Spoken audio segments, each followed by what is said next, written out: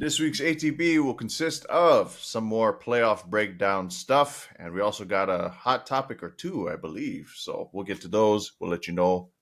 Let's get to that intro music.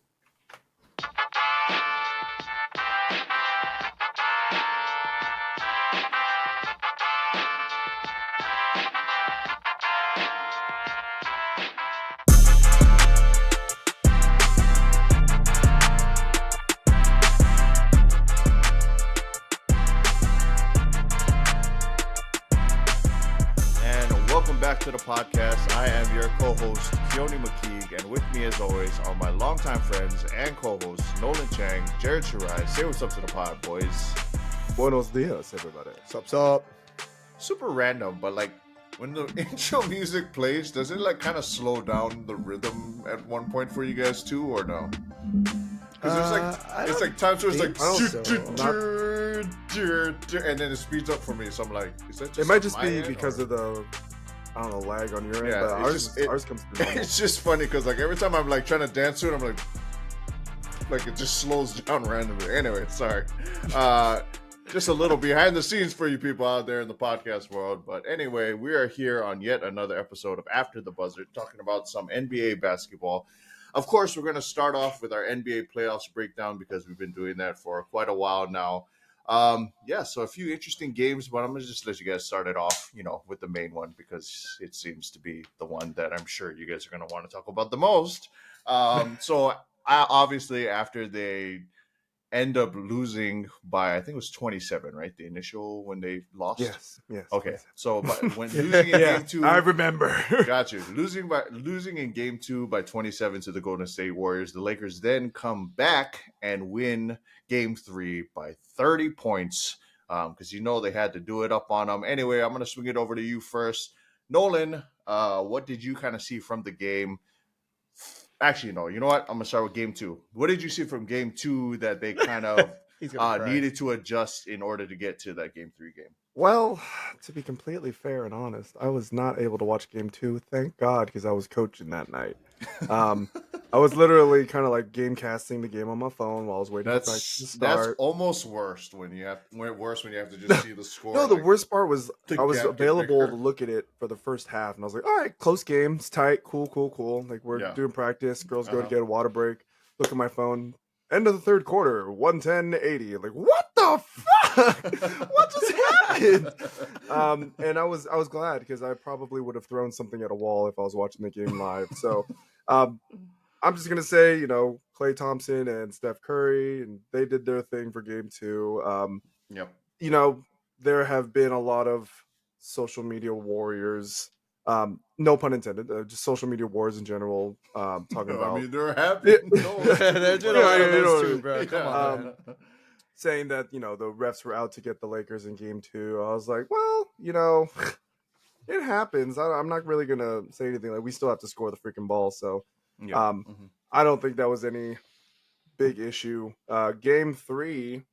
That one was one I actually got to catch live. And I think my biggest takeaway is once again reiterating that this is the one team I feel like in LeBron's career where he doesn't have to do everything.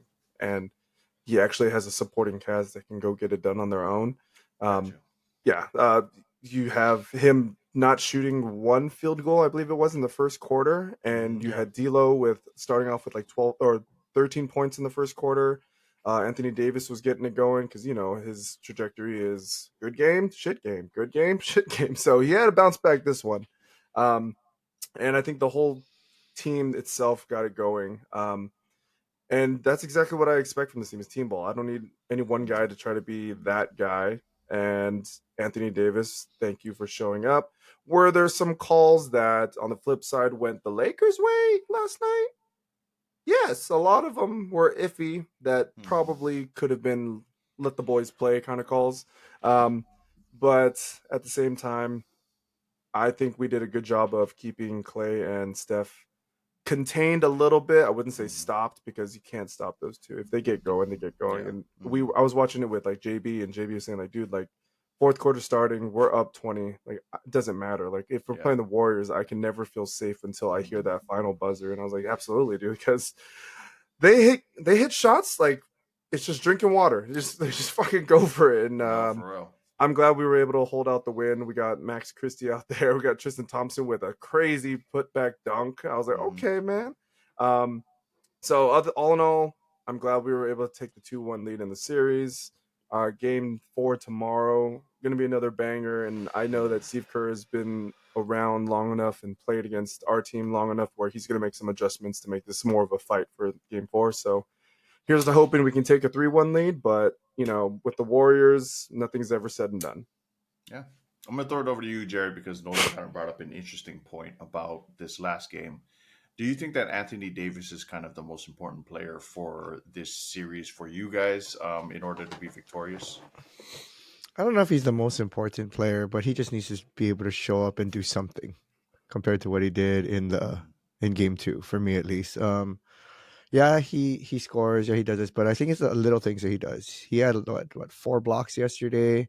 I think it was like 2 or 3 steals, and he boards well. Like if you look at his stat line from the second game, like he didn't really do any of that at all. I mean, I think he took 9 shots at most, maybe. Yeah, it's pretty bad. Yeah. Yeah, he took like 9 shots at most, and I feel like he didn't really board. He didn't really do anything. I mean, don't get me wrong. On the other side of the ball, Steph and Clay were kind of lights out. They were like there wasn't really very many rebounding opportunities, Yeah. but at the same time, like you still got to have some kind of court presence. If you're not scoring, you got to like make sure you're getting out there and you're pressuring the ball, or you're doing something else. If you're not going to score the ball, you got to be in some part of the game.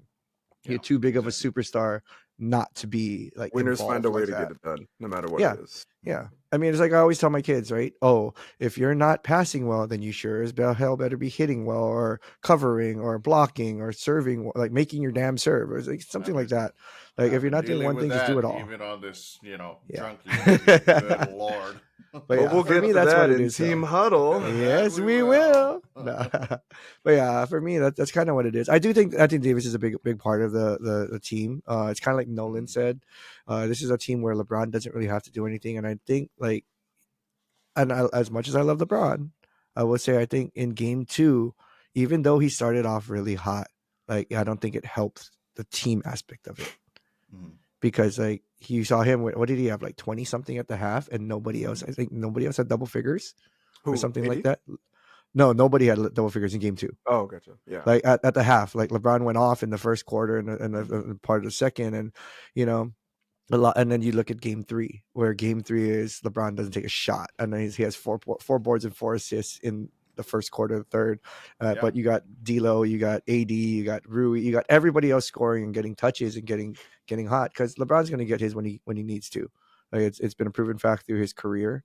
But I think that's where the Lakers lie, is that everybody needs to get going first, because at the end of the day, if you're not going to guard LeBron, I think he'll probably make you pay for it 9 out of 10 times. So, I mean, AD, he does. It's like it doesn't really matter if he comes in cold or not. Like realistically, he can always heat up. He got that switch that he's just going to say, I'm going to take over this game now. Or we need to get a bucket, I'm going to the post. Or I'm going to the basket. I'm going to do this. And if you want to clog it, then my shooters are already warm. So everybody's open. So I know this probably isn't something that we even are thinking about, but I think because it's been in the media so often, this was kind of the hot take issue that I kind of want to bring up, and I'm curious to see what you guys' thoughts are. Obviously, they seem to make this, always it's a star versus a star type of deal. So this is LeBron versus Steph, always. And they always want to post the record of, obviously, Steph is up. I forgot what the number was, but he was up a few victories over LeBron. Throwing it to you guys because it was debated on our first debate. Our first take, excuse me. Do you think that this series win is more important for LeBron's legacy or Steph's legacy, or does it just not really even matter? And I'm going to throw that over to you first, Nolan. Unless either one of those teams wins the ring, it doesn't matter. Excuse me. Sorry, I'm so sorry. That was the question. Yeah. Does the ring matter more for the Steph Curry legacy or the LeBron legacy? I think it definitely does. I think it means more for Steph if he ends up winning than it does for LeBron if he ends up winning. And I say that very respectfully. As a kind of counter, weight to what I mentioned earlier. Is like this is the team that can actually go get it themselves. Mm-hmm. You know, throughout LeBron's career, it was always like LeBron has carried the team to this. Made it to the finals with this team. He's won the championship with this team. He was the main guy. He's the finals MVP, all this stuff. He may very well be a finals MVP when it's all said and done at the end of this playoff run. But when you look at how Steph is making his team win, he is that main part.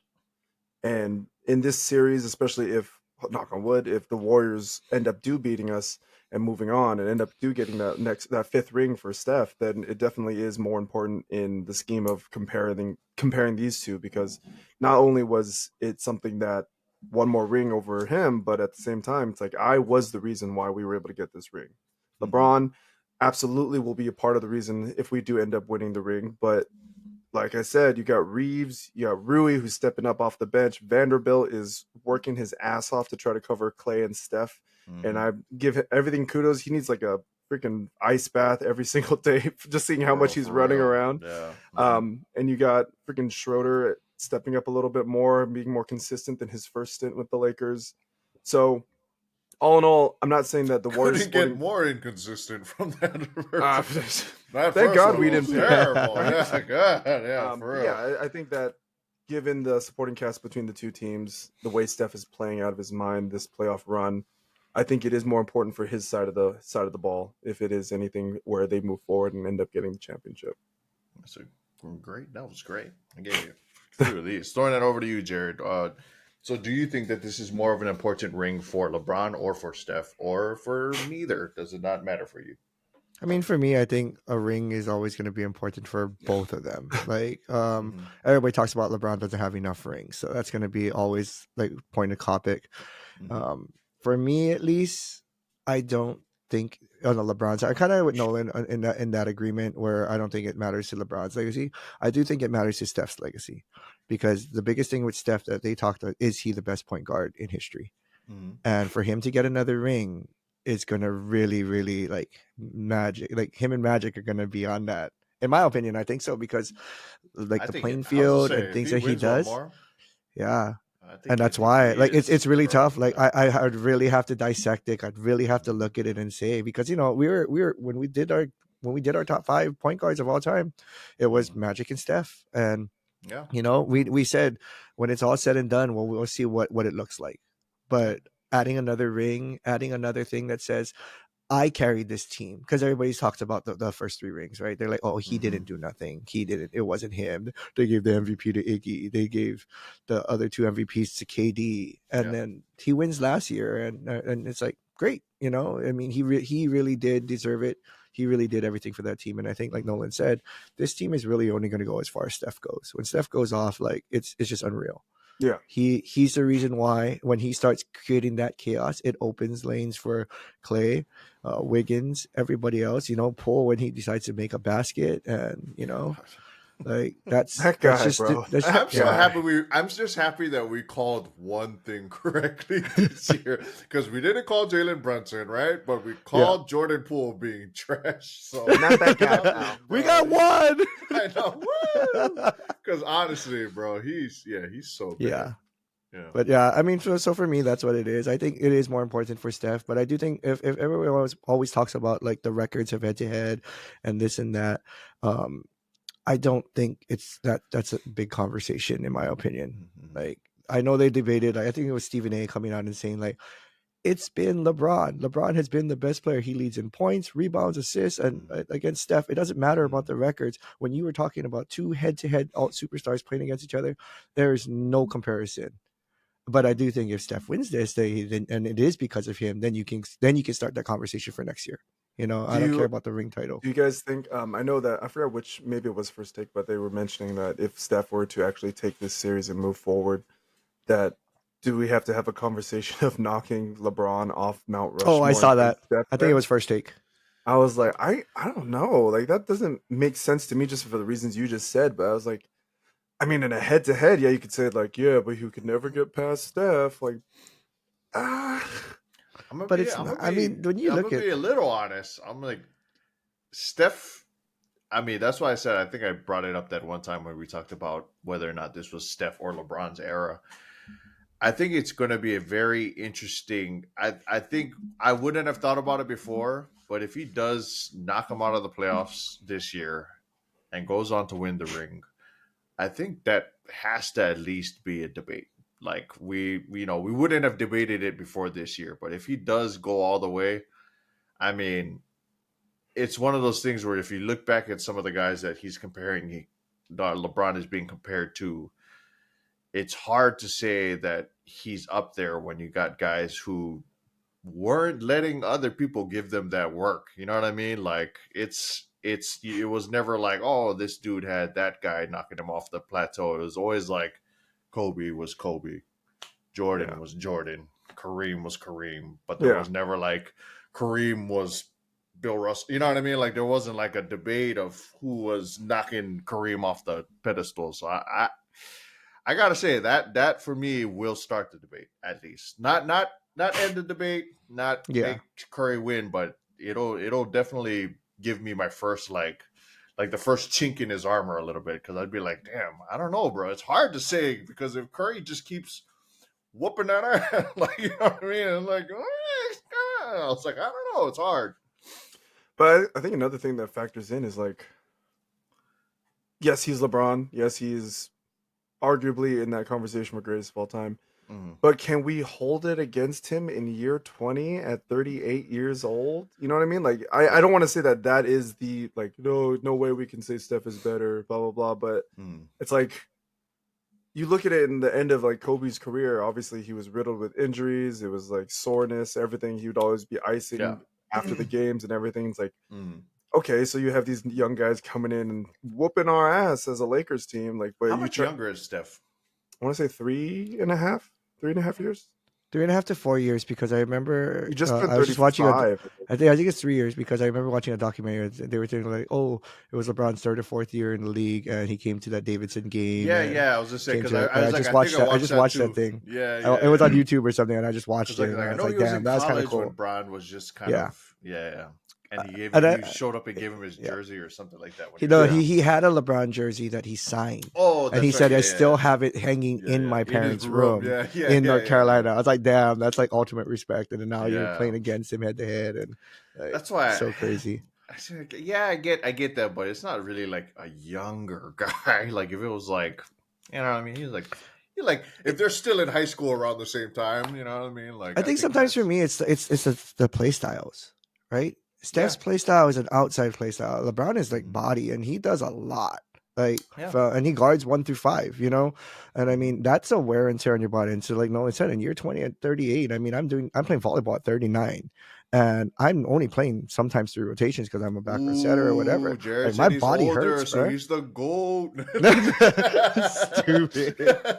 But I mean, the wear and tear and the recovery on your body, and I don't have the money like he does to take care of my body, but I know what my body feels like at the end of a 1-day tournament, 2-day tournament, 3-day tournament. Now I got to go a 7-game series with one of the best teams in the NBA. You know what I mean? It's like, and you're asked to do a lot. And like Nolan said, he's not going to score a lot of points because he got the help around him. But at the end of the day, he's got to guard 1 through 5. You got to chase that small little fricker all over the damn court, or make switches and chase Clay. You know what I mean? Like, exactly. It's like that. I mean, ask Vanderbilt how he feels, and he's so much younger than LeBron. And so you got to think like that age does play into a factor in my opinion. Dude, I watch him run. I'm like, stop moving, bro. I'm like, where did Steph go? Like sometimes I'm like, dude, where did he go? How did he get there? What always gets me too is like the moments. I feel like there was one. They did like a double screen action type of deal, but he did like a figure 8 through both guys. Yep. And then like still popped up on the top, and I was just like the defender. If I was a defender, I would have just been like, I forget it, dog. Like, just shoot the 3. Like, shoot it, bro. Just get to your spot. Not chasing you through your teammates. I forgot who it was that was guarding him, but I was just like, bro, that guy's like literally getting clipped by each screen like twice over. I'm like, he's like trying to get under. He goes, ooh, gotta get out. I was like, I Hey, give help, up already. help, Forget this switch. dude. We're not switching. Yeah, I mean, Everybody switch. They just give him the layup. Give him the layup. Just That dude jump got out to the 3-point line. please. Jump out to the 3-point line. that dude got some stupid card. Anyway, we're probably taking a little too long on this, but I'm going to move on to the next series we got here. And this is another one that I think has sparked a lot of debate because obviously there's another guy in here that is being placed up there at the top with all of the rest of the small forwards of all time. Well, I didn't mean that wasn't a dig at Nolan. I was saying it's been talked about a lot because of this series. But obviously we got the Denver versus Phoenix series going on. Phoenix finally takes one of the games for the first time. Now they were in Phoenix right now because Denver had home court advantage. Yeah, they're in Phoenix. Right, so it's 2-1 for Denver, but obviously they finally take one in the third game. Obviously, it's kind of coming down to Booker and Kevin Durant kind of showing up, but I'm just going to throw it over to you guys. What are your guys' reactions for this game and kind of what's been going on in the series thus far? I'll throw it over to you first, Jared, since you got the last point for the last one. Perfect. This series, Denver just looks really good, my opinion. Like I love the way they're playing the moving team ball. They look deep. Mm-hmm. They look rested. They look ready to make a long playoff run. So kudos to them on that side of the ball. But when we're looking at Phoenix, I know that's what we were talking about. This is kind of where my hot take came from. I was curious where I thought it was the other. Every game that Phoenix has been in, every game that Phoenix has done something or been successful in, the name that you're looking for is Kevin Durant, and it's not. It's Booker. It's Devin Booker. So doing this thing, so Booker, I mean, they're gonna go as far as that guy goes. KD's helping. I mean, look how much he scored last game, but Booker was the first to spark everything.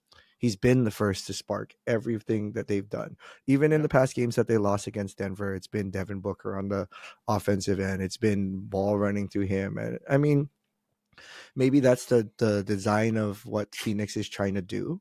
But you bring in a guy like Kevin Durant, one of the best scorers. I'll say one of the best scorers that we've seen maybe ever because of his length and his range and the things that he can do. Like, and you're eliminating him to like 20 something points per game. And this is the playoffs, man. Like, if you got to go out and get 30, 40, to get a dub, like, go do it. But that's what Devin Booker's doing. He's the man right now. And that's why you said some people are saying, oh, he's in the top 5, whatever. So if they win this and they go on to win and KD doesn't do anything more, where does this lay him in the top 5? Because you went to a team that you're supposed to win and you're supposed to be that guy. And then, so you're championship hopping again. Yeah. You're just championship hopping again. You know, maybe he gets an MVP. Great. And so what? You showed up for the finals, but Devin Booker had to carry you through the first 3 rounds. Like, how does that speak? Okay. And I always bring it back to it because I always catch shit for it. If LeBron was put in this situation, what is people going to say? That's fact. And it always comes down to it. Like, I always flip it because if LeBron was in this situation, people were talking mean shit. I don't care if they just won that game 3. Like, they would be on his ass. And that's just it. That's just the world we live in today, and it's whatever. But in my opinion, with Devin Booker, I think he's balling out. They don't even need. I mean, look, Chris Paul didn't even play, and I don't know how serious his injury is. But at the same time, like, it's real, bro. Yeah, it really is, and it's sad. It's really sad. It's I really really sad. want Phoenix. I really want Phoenix to win one just for him because of the curse. You know, to kind of just break that damn thing. But yeah, my hot take was just like the whole Kevin Durant part of things. Yeah. And I don't know, like I know, and I'm not gonna put you on the spot because I want to be mean about it, but I'm like, you put him in the top 5, and I saw some of your points, you know, but it's still early in his career. Like we always say, it's hard to rate a current player because at the end of their career, you have to see what they did. Where they are. Yeah. But I mean, does this hurt? Does this affect him in any way? What do you think, Nolan? Like, that's kind of where I want to go. No, it does, absolutely. And I remember Keone saying it. I want to say before the playoffs start, like, you know, if KD doesn't have success with the Suns, then he should drop out of being considered one of the top 3 or top 5 small forwards in general. I was like, yeah, I agree. You know, because I did make him my top 3. You know, he is one of the most efficient scorers in the history of the game. He can play both sides of the ball. He can do it on all parts, any part of the court. He can get it done. But yeah, I mean, absolutely. You have four, I would say, okay, maybe three All Stars plus Aiton, who's acting like a bum this whole series. But Yeah. I think that absolutely, if it's coming down to it, and you're not the reason why the team is winning, then why should we hold you to such high regard when Booker, who gets a lot of shit for not as scrutinized as a lot of other stars in the league are, but not a lot of people love Booker just because they think he's all talk and he does this and that. But boy's playing. He is playing hard to make sure that his team is successful. Last series, he was working his ass off. He had multiple 40-point games in the first round, and I think that that's a testament to him turning it up a notch in the playoffs. And KD has been here before, so if he's not showing up, then he's not going to be the reason why this team is successful, or if he's going to go off and do extraordinary things but still lose the series. Okay, at least you fucking put your foot down and tried. Yeah. But if it doesn't seem like you are a part of that winning or losing without a fight, then I can't hold that to my list any further than what we've just seen. I'm curious to hear your kind of thoughts on this. Mhm. What is it about him specifically that you think is like, what is he not doing or doing that is kind of being a detriment to the team right now? Because it seems like he should not. I mean, he hasn't been playing bad, but it's hasn't translated to them winning. I don't know. Kind of, I don't want to say he's like deferring to Booker or to the team, but yeah.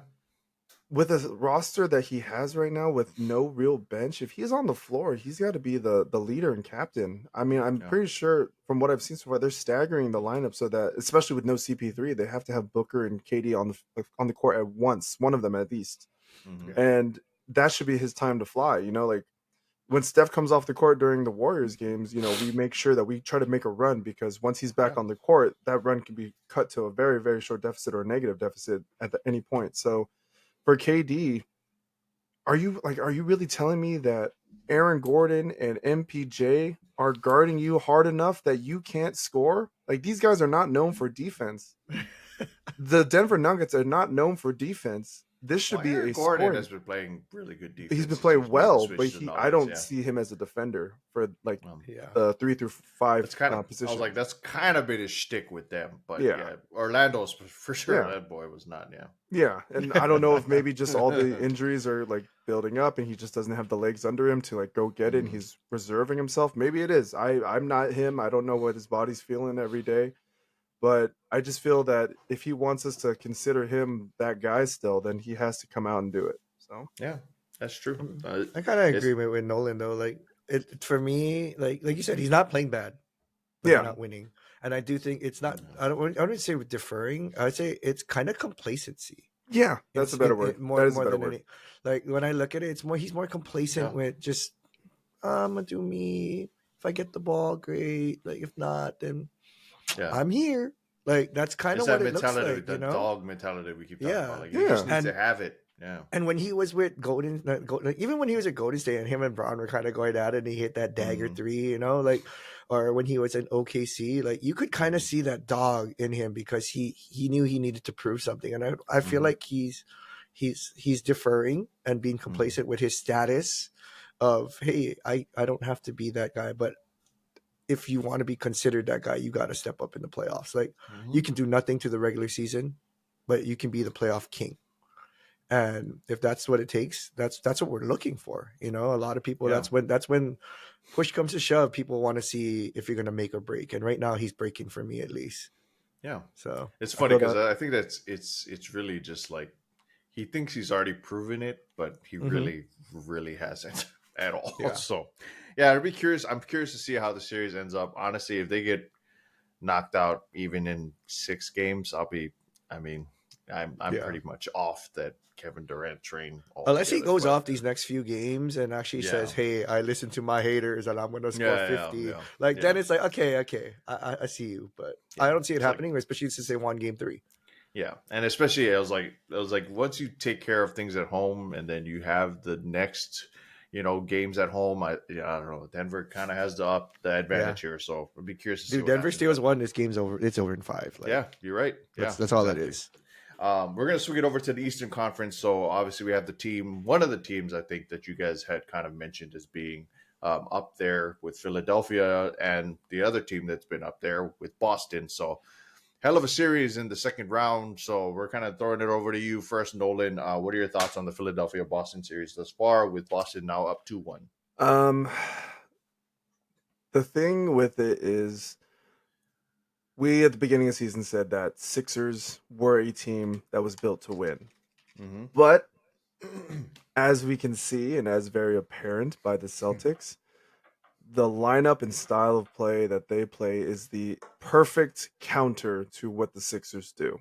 Yeah. You have a wing game with a, good big man. I'll say an Al Horford and Grant Williams and Robert Williams III.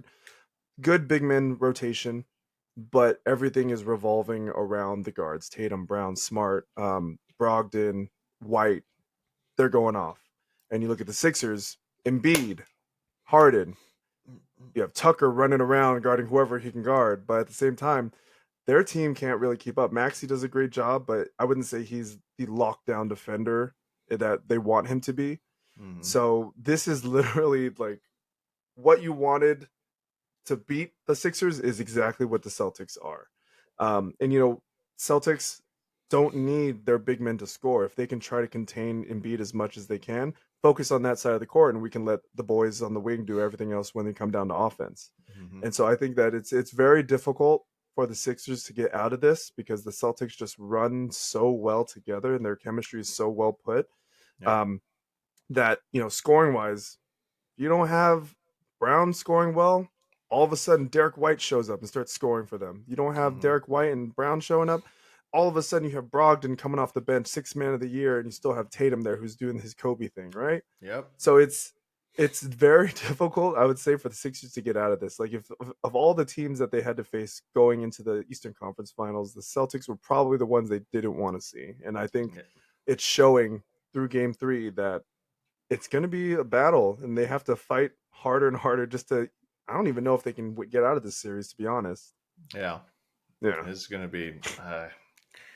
be tough, and it sucks for Embiid, because honestly, I'm at that point where I'm really starting to feel bad for him, because he himself is like such a good player that he should be, getting to a finals and maybe getting a championship. And I think Jimmy was the guy that probably could have helped him get there. So it sucks that Jimmy left. But yeah, he just keeps getting like the I was like, now he got old man James Harden, who's been playing great, but I just don't think James Harden's that guy to help him out there. But anyway, for sake of time, Jared, I'm gonna kind of move on to the next series and let you talk about that one, because we got the New York Knicks and the Miami Heat. I mean, first of all, it's 2-1 right now. Obviously, Miami Heat came back in Game 3, took that one in New York, or excuse me, in Miami. In Miami. Yeah, so they're back home. And we saw them take Game 1 convincingly. Jimmy was on board. Jimmy was out the second game. The Knicks win that one. Jimmy's back in the third one. They win that one. I mean, if just Jimmy Butler, playoff Jimmy, has been stupid. But I'm going to throw it over to you. What are your thoughts? Actually, I'm going to, real quick, just give us a little, because obviously we had the series right before this where Jimmy just, what have you seen from Jimmy Butler from the Milwaukee series to this one that has just been carrying them through these series thus far? He's him. Like, that's the simplest way to put it. On both sides of the ball, he's him. Like, that's all it is. Like, watching Jimmy and his demeanor and understanding the urgency of playoff basketball, unlike somebody we were talking about a little earlier, like, that's the biggest difference in my opinion. Like, that's literally, that's point. Like you look at the understanding of knowing what you're playing for, and that it can be taken away at any moment. Like, look at Game 1. Jimmy goes off, gets hurt, right? Game 2, he couldn't play. So what does he do in Game 3? He says, I'm gonna make up for not being here, and I'm gonna be that dude, right? And this team's gonna go as far and as healthy as Jimmy is. but because that's their leader, that's their court captain. Like you guys said, be a court captain, be a leader out there, take the reins by the horn, and just go. And people would jump on board with a player like Jimmy because he does these little things. Yeah. You know, I don't know if it's. I mean, we always talk about it. Like he's come from a rough childhood to everything else, and that's what put the dog in him. Always plays with a chip on his shoulder. What in him? It's oh All right. god. Continue. Oh god. You gotta stop putting the dong in. Oh, this is why we can't have nice things. There's another reel. Canceled. I'm just kidding. Bang, bang. No, but no. But I mean that's what it is. Like Miami knows that that's their leader, and so when he wasn't there for game 2, like you could tell they were missing something. They were missing him a lot. And then in game 3, he said, I'm back, boys. And he said, jump on my back, I got you. And they said, cool. And they stepped up. They bought into, hey, our leader's back. We're gonna show out for him. You know, we're gonna put out. So I think it's crazy. I don't know how what the prediction percentage is, but like you always look at it where like a player sits out or gets benched the last part of the game because it's a blowout and the other team's winning. They always show that one shot of a player on the bench and that little, all right, like that smirk or that like, all right, bet, let's go. And the next game, that person always ends up showing up. And like right after game 2, when they show Jimmy Butler smiling as the like last a buzzer, I was like, king. oh, it's coming. It's coming.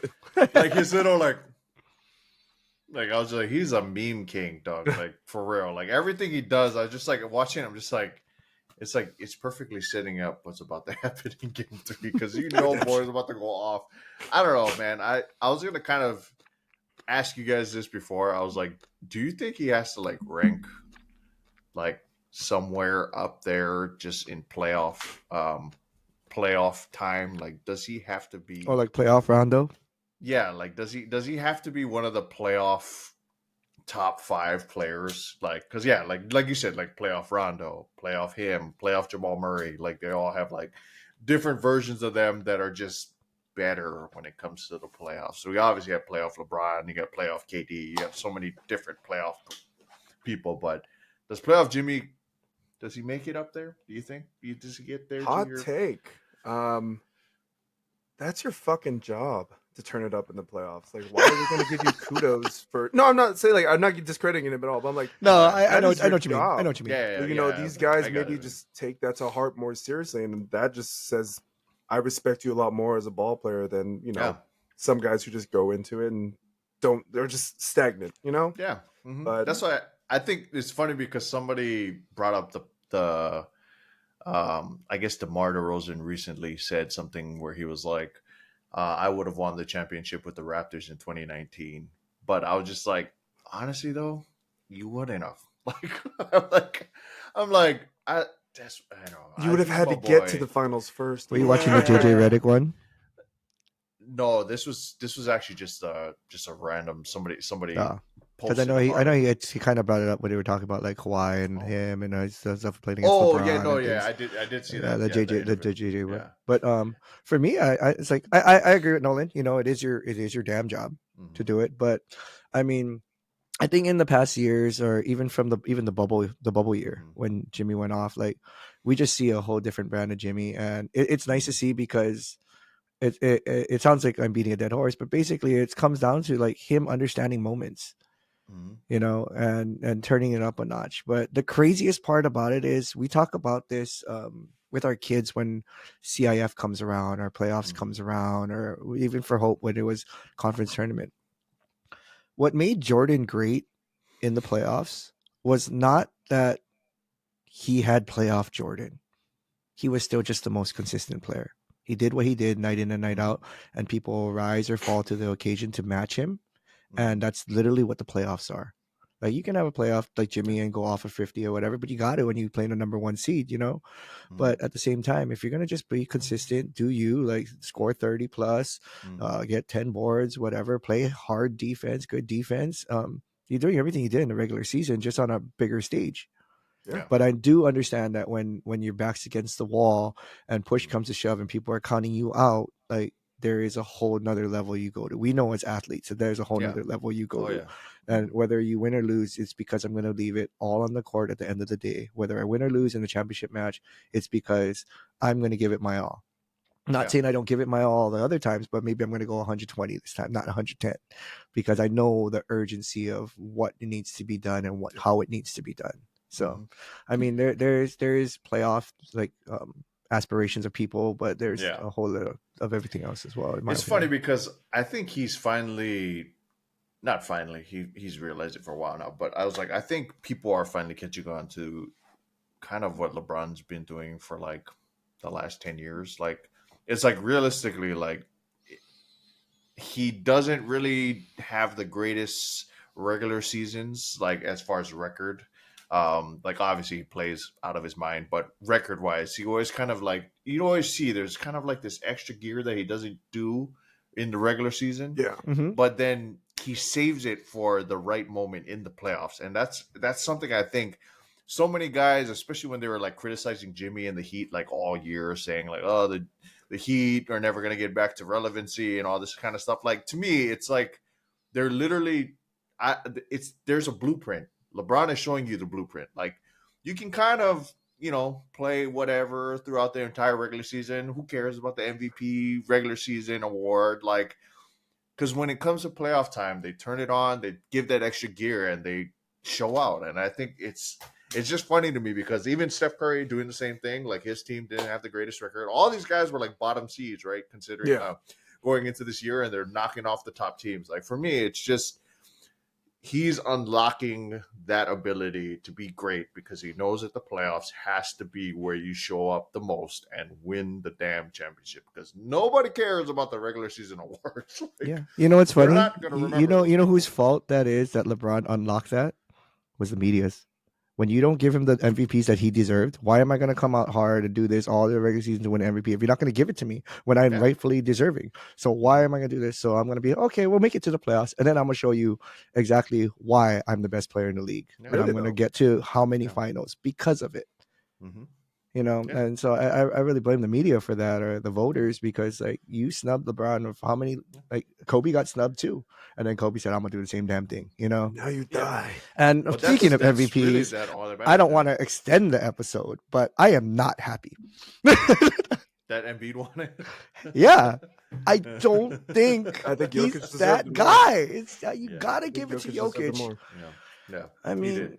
he's 100%. showing you in the Agree. playoffs why the Denver's the number one seed, why he's the best player in the league. I mean, if we're gonna The really one put it game down to Sixers that, won like, versus Celtics. Embiid didn't play. yeah, he did not play. And how many games did he really play this season? Yeah. Like that's what's killing me. Sorry, I just No, while we were talking about I- MVP stuff, I I feel just you. had to let it out, But No, honestly though, yeah, you're right. Because like it's funny because I hate that narrative where they say like, oh, some people win it too many times in a row. Like, who Yeah. cares? I If was you're the telling Emily best the same person thing. in that season, Yeah, you that's the deserve whole- to win MVP of Like that Steve Nash. season. Steve Nash was That still the makes best. no I'm just saying, Steve Nash was still the Yeah. best player, and he got snubbed. Yeah. It is one of those. But- it is but one of those things. I just It's yeah, whatever. I don't want I to hate keep the that narrative. Yeah, exactly. But I mean, I think we're all in agreement on that one. Yeah, I don't think you should have won it this year either. Anyway, yeah, I think that'll do it for us here on After the Buzzer. Those are some fantastic takes. Took you down a long road of just some amazing playoff games we've seen thus far. It's going to be really exciting to see who ends up coming out on top. I think there is a possibility, it won't happen for sure, but there's a possibility that the next time we're on here, we could be talking about some eliminated teams and how they stack up now. So I'm very curious to see if there are any teams that do get eliminated. Real quick before we go, last minute predictions for each series. Go ahead. Let's start with you, Nolan, first. We got Golden State and LA. I think it's going to be the same pattern as Memphis Grizzlies, so in 6. Gotcha. Who are you Jared? taking? Go, I'm Jared. in agreement. I'm going to say Lakers in 6. Gotcha. Throwing it over to the next one, we got Denver and Phoenix. Nolan, again to you. I'm going to go Nuggets in 6 as well. Throwing it over to you, Jared. I'm going to be the hater nation and say Nuggets in 5. Ooh. Next we've got Philadelphia and Boston. Nolan. Celtics in 5. Jared. Celtics in 5. That's a good one. New York and Miami. Nolan. Miami in 7. Oh. I think the Knicks can still do something against them because it is just Jimmy. And if you just only have Jimmy, if everyone else is not doing well. Jared. I'm gonna say Miami in 6, hoping that Jimmy plays. Like, I feel like he's gonna have to rest one more game somewhere along the way, and then but the games that he does play, they're gonna close out. So I wonder how far along Hero is too, because there's a fractured hand. That was what, like 3 weeks ago. Well, I mean, if they go to 7, it's only gonna help him, right? It's Yeah. extending. So Get a soft cast on that and just get out there. I'm gonna give Jimmy the game 5. Damn. I know. I think Jimmy's been unreal. But the Knicks, though, the Knicks have been like surprising, like just Yeah, throughout the whole yeah. season. And I think that's the only one. I think I just one want to I'm give him gonna- one. You know, That's the only one I'm gonna kind of go against the grain here. Sorry, Yeah, Spike. Anyway, it's okay. yeah. I'll take it. Anyway, that'll do it for us here on After the Buzzer. Nolan, where can the people find you? You guys can find me on Instagram, Twitter, and Twitch at NolanKYT, NOLANKYT. And Jared, where can the people find you? I am on Instagram and Twitch at JShirai, JSHIRAI, and on Twitter, JShirai808. Raja, and you can find me on Instagram, Twitter, and Twitch at KONE. That's KAYOHKNEE. Also, if you have anything that you'd like us to talk about in these After the Buzzer segments, or if there's anything you want to say specifically, just hit us with that hashtag Poi N Soy with your hot take.